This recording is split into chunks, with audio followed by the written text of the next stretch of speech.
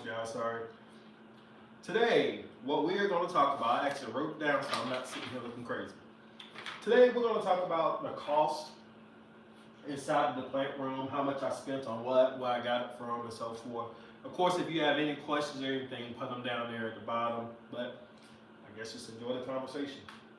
All right, so first thing we're going to start with is getting this out the room. There's no water in here. First thing we're going to start with is my ottoman. I bought these two from this and the chair that I have. It's a matching chair. I think I spent like $400 on it. I will say that. That's about the only thing in here that is for me that my plants don't use besides my area rug. My area rug, I paid, I want to say $59 for this. Could have been $79, and I bought this one from Amazon. So that's what I did. But let's go ahead and get into these plant shelves right here. Plant shelves are definitely something that you need to have if you plan on caring for any type of plants. I just think that it just kind of puts all the plants that you have just together in one space, which means you won't forget about them because, I mean, they're all right there. Now, how you choose your plants will be based on your plant size. It's not a one-size-fit-all type thing.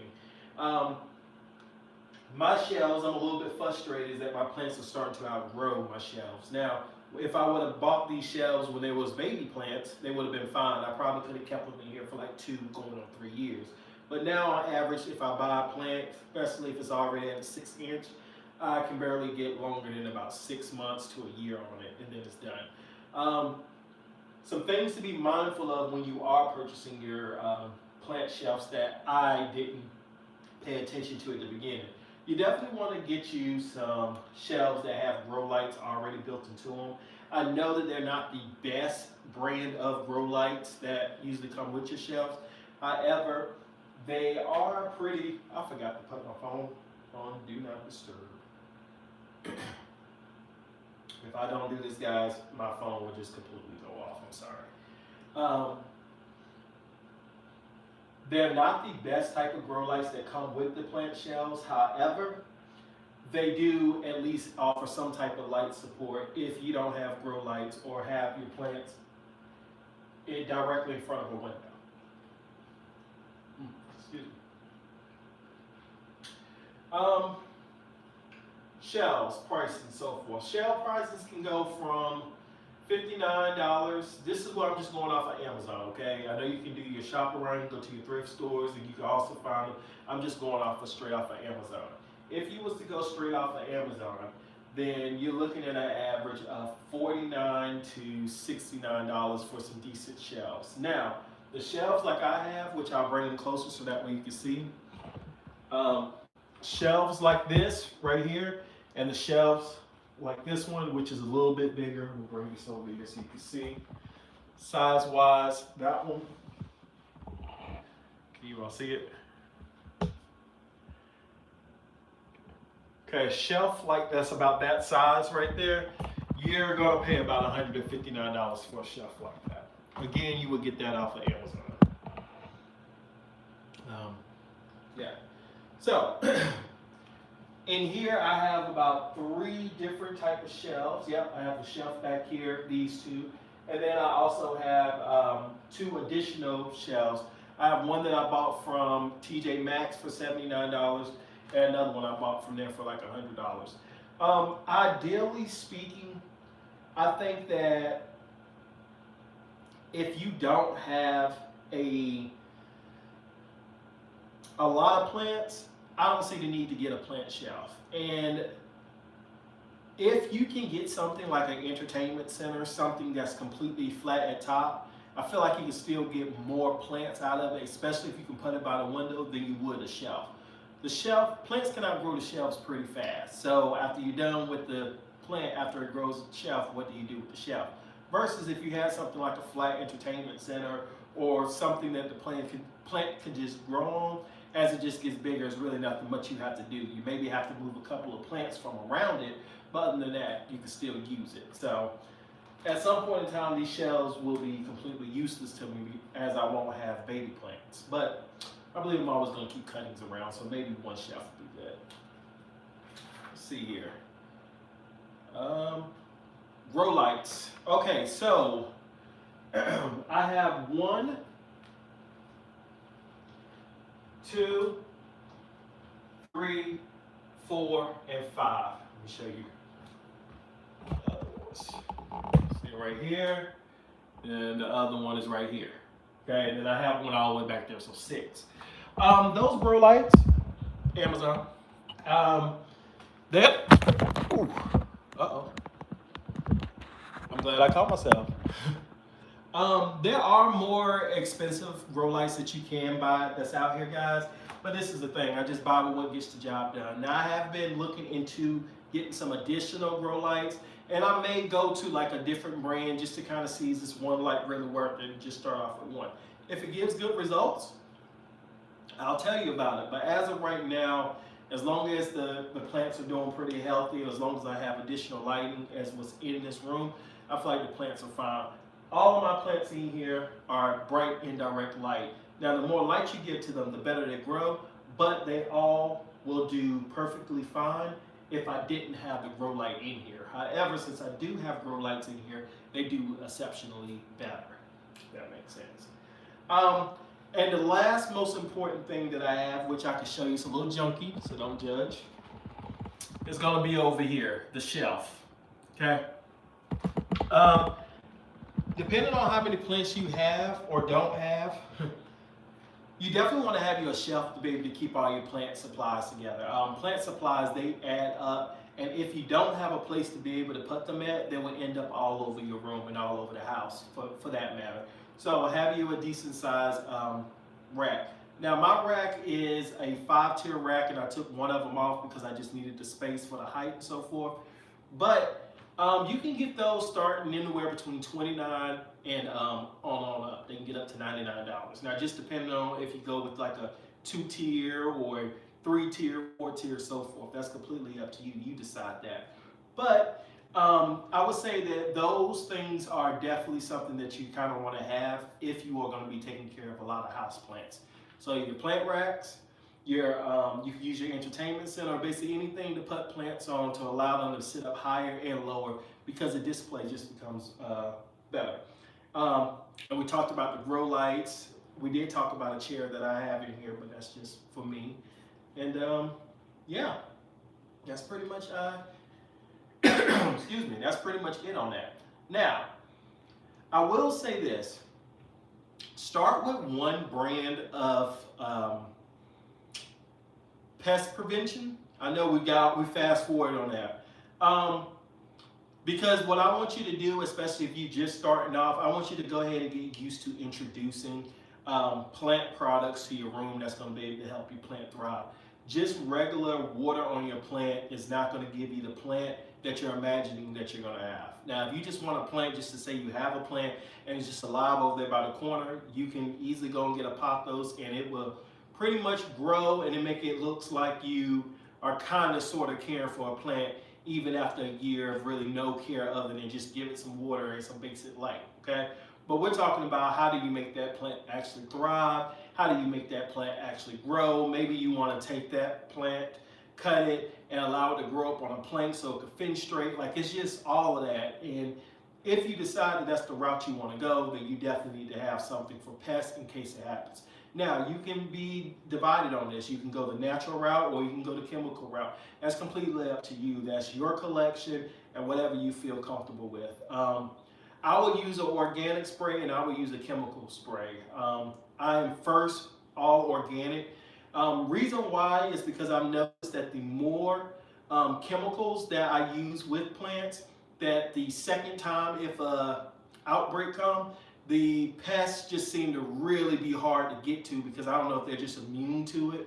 So kind of like a cold, you know, if you just caught that cold, you're not going to catch it next week because you just caught it. But, you know, of course, if something else stronger come along, then it makes it hard and you get even sicker, because now the medicine that you took to help you with the symptoms to get through, now your body's resistant to that too. So that's how I feel about sometimes with chemicals versus organic, is that organic takes 2 times longer than chemicals. However, it's a little bit more mild, like just on your hands, mild for the plants, and depending on what kind of environment that you're around, like with kids or animals or so forth, usually it's a lot safer just to go with the organic stuff.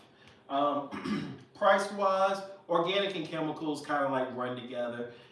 Just because it says organic doesn't necessarily mean that it's going to be more expensive in the plant world. You know, we're plants, basically everything's organic. I think I covered all the sections on those. I want to say. So we talked about pest eviction. Oh yeah, stick with one brand too when you're doing your pest. When you're doing any type of trial and error, do your best to stick with one brand so that way you know what's working and what's not working for you. Now, however, if let's just say that you're getting ready to do a repot and you only trust this type of pot, well then you can use that brand pot and then use something else for your soil and so forth. But just in general, I found if you stick with one brand and just stick with the routine, an easy routine, however simple or complicated that may be, something that you can do, then ideally you can be consistent at doing it and your plants will be all right. A lot of times we have full outbreaks with plants because we just go so long without properly treating the plant. And a lot of times it's because we haven't inspected the plant. We haven't really done a good look at it. That I found.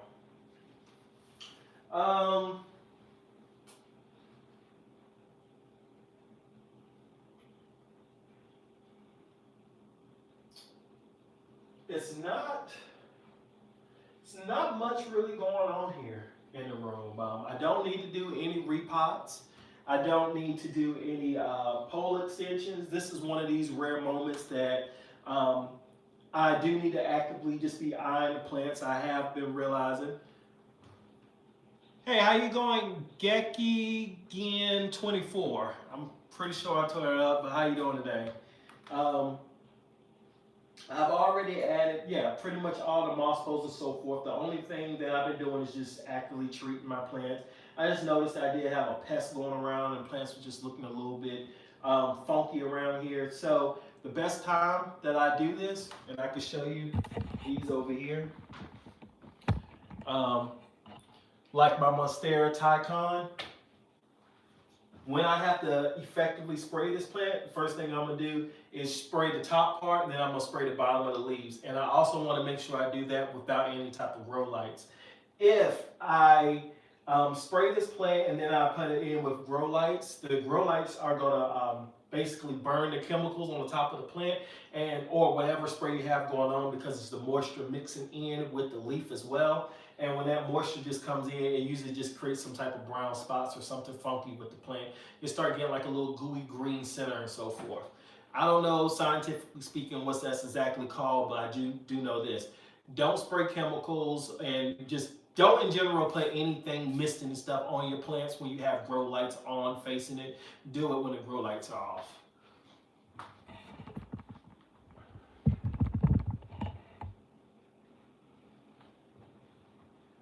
Okay, and I did have my philodendron gardenia. It was a plant that we actually dropped live. Like I think it was like my third live episode and we dropped this plant. Oh no, let me leave that leaf just like that. Okay.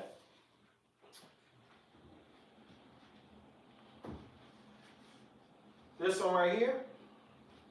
This is my philodendron gardenia. She's a big one. She grew, look, you can check out the size. This is sunburn right here. But you can just really just see how big her leaves are in comparison to my hand. And she's like, yeah, she's pretty big. So I had something funky that just happened. I noticed that this leaf right here was stuck inside this petal. So what I had to do was get a little bit of water, mist it, that'll make it a little bit soft, and then I had to get a Q-tip and I had to pop it under there. If you follow my Instagram, he really loves his plants, then you'll be able to see that I actually put it in my story of what I actually did and how I had to pop it. Wasn't anything too thrilling, or wasn't in a teaching moment. I just was showing what I did. So just mist it off and go through there. Do you have a problem with those flexible lights not lasting more than a year? No. Now I will say this. I've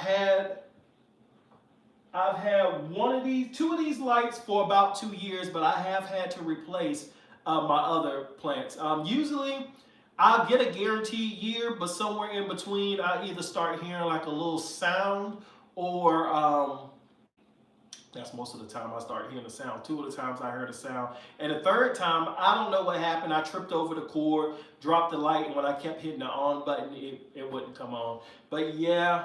I was about to say no, but yeah, I have noticed after about a year, I have a little bit of problems. But that's the trade-off. I mean, I don't know how much you're spending on yours or if you're buying yours, but mine, I only spend between $59 or $79, and I would say buying average one grow light per year, maybe at most two. So $149 for grow lights for the year isn't really that bad for me.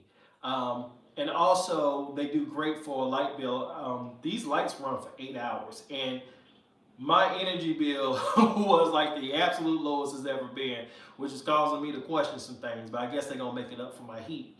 But for the most part, though, I've never noticed, it's never been a dent in running these grow lights as far as energy wise as a comparison to not. So, but yeah, after a year, you do kind of have to replace them, to answer your question. But yeah, I noticed something was going on with this leaf. We popped it out, and we just gonna see what's gonna happen. If it doesn't do what it needs to do, then I'm just gonna cut it. That's all to it. And I keep this in a self-watering pot. It doesn't need to be watered right now, although the bottom of the pot is empty. But I always like to let this dry out about halfway, and then I go ahead and do a re-water, and then I water from the top. I don't know, it just feels like when I water the plant from the top in a self-watering container, and then I let the water go through with it like that, it just seems like the plant gets the benefit faster. I don't know if it's because of the mix that I have it in, but when I put them in self-watering containers, it usually takes a while for the water to be able to drink it up. Sometimes days, and my plants don't have that long because I let my plants go dry in the self-watering container from time to time. It just works out pretty good for them. Now, monsteras do not like for you to do that, keep up with the water in your self-watering containers.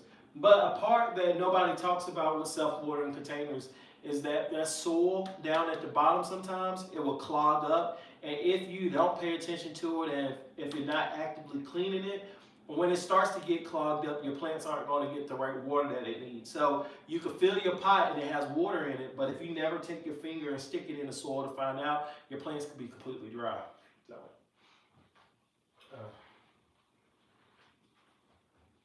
I'll keep you all updated on that if you're interested.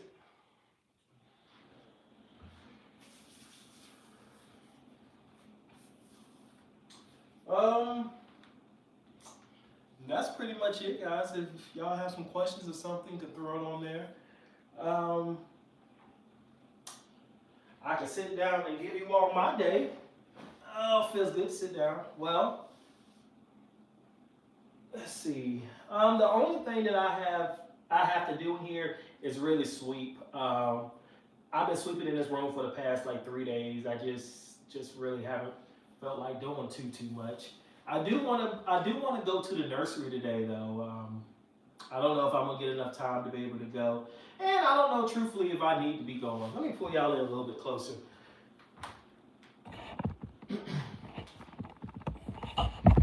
Bring it down so you can talk. Yeah, I don't know if I need to be going to the nursery today because I'm looking for an anthurium, and we all know around like this time of the year that you're not gonna really find any cool plants in your nurseries.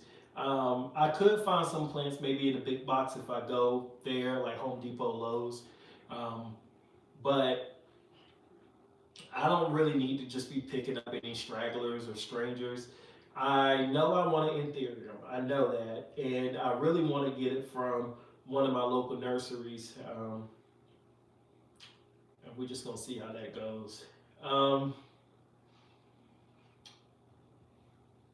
The only plant that I do need to update you all up on that's doing something weird is my Cebu Blue. Cebu Blue. I moved it upstairs because it just wasn't getting the things that it needed down here. The light, the way that I had it in the window. The back of it was facing towards the window. It was the only way I could make that work. and the grow light was so high that it wasn't getting what was right there in front of it. So I moved it to the office. Now the thing is in the office is that the light isn't as great as it is here, but it does have a grow light that's in front of it. But I am noticing a lot of yellowing going on. Now I did just heavily water the plant, and I sprayed it. I sprayed it off because it did have mealy bugs in there. And I don't know if you ever dealt with mealy bugs inside of a like greenhouse, but they are an absolute beast. They triple in in size. So where you will see one mealy bug, you'll see three. I noticed Walmart is starting to put out all their garden supplies again. I did not notice that. I need to go. I need to go take a look. Now Walmart. Let me tell you about that. Walmart around here, they've been carrying the Thai constellations. They've been carrying the. Now I haven't seen no monsteras, but as far as like philodendrons, just your common ones, Walmart's been carrying them too. I'm actually starting to see a lot of stores just randomly carry a lot of plants that you used to only be able to find in like your big box stores if you wasn't going to the nursery to get it. Like it's not uncommon to go get groceries and come back with the enjoy plant. You know, it's not uncommon. Um, Now Target too. Now I didn't buy any of my plants from my Target because I don't think that they didn't like they was being taken care of properly. But I did notice in the back over where the garden section there had a lot of live plants in there. And they were big plants too. They wasn't like little baby plants. So that's something to consider if you're just getting into it. But I if you're new here or you're just getting into gardening in general, or if you're just here just to see what knowledge you can gain, then I'll just tell you this: to always save money. Go to your Home Depot, your Lowe's, go to those stores first because they have exactly what it is that will work. However, if you go to your local nurseries, they will have the things that for sure work on your specific type of plant most of the time. If you don't know what's going on with your plant, then I would do this. Call your local nursery. A lot of times they'll pick up the phone and they'll try to walk you through what it is that you say is going on. But if you can actually pick the plant up and it's movable, nothing too crazy, and pack it into your car, take it to them. You ask them, of course, so you just don't pull up and they don't have nobody there to help you. But a lot of the time they have somebody who takes care of those plants there, and if they can take care of all their plants there and have them looking good, they definitely can take care of your plant too. So definitely use that for help. Second thing is, I talk about all the time, but it's this thing called Google, and you can Google anything that you need to, and once you do, see how it applies to you. Now Google will have you being completely wrong too. But that's why I was giving you my third advice is. The third advice is follow people on social media. I know that people aren't really a big so everybody's not a big social media person. I mean, I'm guessing for the ones that are here, we all understand the importance of it, but not everybody does. So, but social media allows you to be able to see what other people who have the same conditions as we have or that you have, teach you how to grow some of these plants. And really just being objective and actually following everything. Like, you can't take half advice and expect to have the same results. If they say change the pot and you believe them, you trust them, then definitely say it. Lowe's clearance rack is where I get most of my plants. Yeah, now that's not a bad idea. That's not a bad idea to get. Be careful though sometimes, because you don't want to buy a plant that requires you to do a whole lot of work. You know what I mean? Like, if the plant's worth it and is beautiful, then of course by all means save that money and do it. But I found myself buying plants off the clearance rack that I really didn't care about. It just was, oh, this plant I can get it for half off now. So if you really like the plant and you really want to get it, but be careful, because that clearance rack will have you with a whole lot of plants that you really don't like as they get a little bit older. But that's your money. You do whatever you want to with it.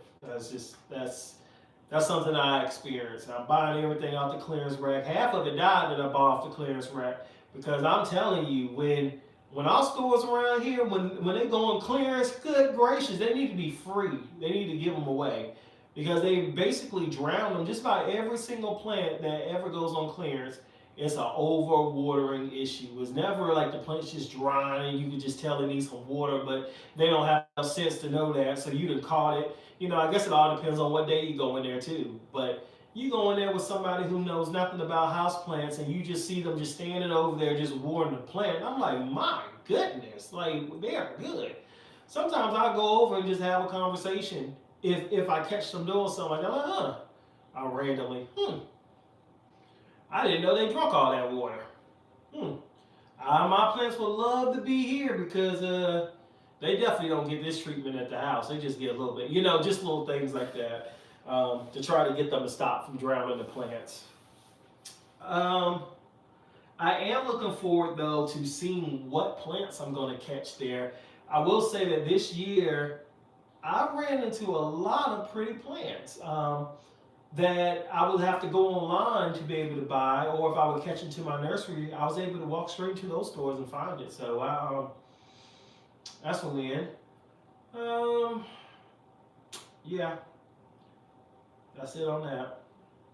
All right, guys. So, I am going to go ahead and get ready to get off of here. Hopefully that answered your question a little bit on just some of the stuff on how much I spent into the room. I would say all together just on furniture and equipment here, probably around about $500, which isn't that bad. Hold on a second. Show chat, yes. I don't know why, but oh, there we go. You gotta. What's going on, Ben? You have an order coming. You got a package coming in today. Okay, gotta go. All right, well, take care. Hope you have a great day. Ben, what you got coming in? Man, I can't wait to get to the point to start ordering again, but you know. I haven't even tried to order any plants right now because I know all of them require heaters and all of that type of stuff, and I'm still trying to make a little bit of adjustments to the room. Still, I have to figure out what I'm going to do with these racks over here. If I'm going to pull them in or push them to the side. A Hoya Sunrise and an Aglaonema Golden Papaya. Oh, wow. I actually want to see those. Easy Care. I don't know, that last one, Agla, I know, yeah, I'm about to tell you, I'm not going to say that. I don't know. That sound a little bit, doesn't sound like just no regular water and some light. Sound like something that you're going to have to pay attention to. I promise they're easy. Okay, all right, well, I'm a trust from you. So I'm going to ask you how these plants are doing. And if you can tell me now, I am starting to get a little bit more into my Hoyas. I don't know much about them though. So are there any Hoyas that have like an orangish color that stays into their leaves? You said Sunrise and I just started thinking of that. But I mean, most Hoyas usually have like that pink color in it. I don't know if they have the orange or not. I have 3 Hoyas, and out of the 3, one of them is sick with mealybugs. The other 2 that's beside it doesn't have any mealybugs. So weird. It's been like that from the very beginning of time. This one turns color if it's sun stressed. Now, I hate to be that person, but I like setting it by the sun so the plant can be sun stressed. I think that's the coolest thing. I fry the crap out of my Brazil sometimes, and I know she gives me a hard time, but I'm like, you know what? Yeah, that leaf just looks so daggone good. That burnt orange red that comes in, yeah, that's life. But yeah, but anyway, guys, listen, I'm gonna go ahead and get off of here. We didn't get too much conversation, but the reason why I'm rushing off of here today is because I have a couple of shirts and orders that I'm gonna get done. But I really wanted to come in here and just really say hello. I hope you all, if you're on your lunch break, you spent some time with me. Appreciate it. You have a good one too, Ben. Other than that, though, I guess I'll check you all out tomorrow on this Friday. So, yeah, definitely gonna have some fun, and we're gonna have some stuff to talk about.